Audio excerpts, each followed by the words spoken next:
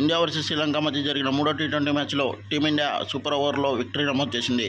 Toss ఓడి team India మొదటి batting చేసింది. 137 పరుగులు చేసింది, 9 వికెట్ల నష్టానికి.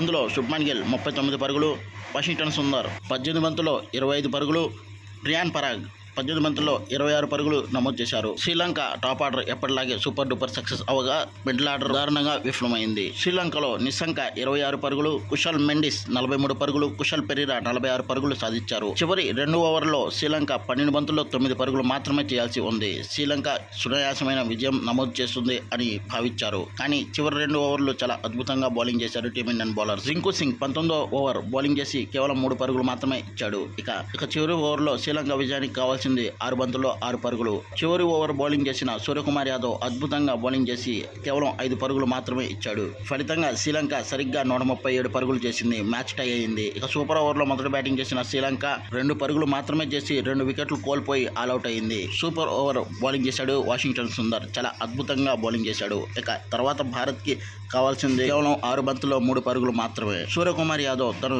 ఎదుర్కొన్న మొదటి బంతికే బౌండరీగా మలిచి భారత్ని తిరుగులేని విజయాన్ని అందించాడు.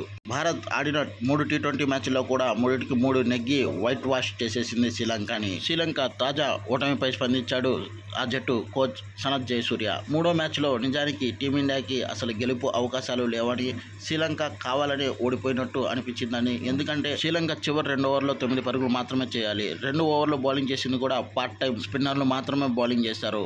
అప్పటికి శ్రీలంక 4 వికెట్లు మాత్రమే కోల్పోయింది. కనీసం శ్రీలంక 3వ టీ20 అయినా గెలిచిద్ది, కనీసం పరువు అయినా కాపాడుకుందాము అని అనుకున్నా.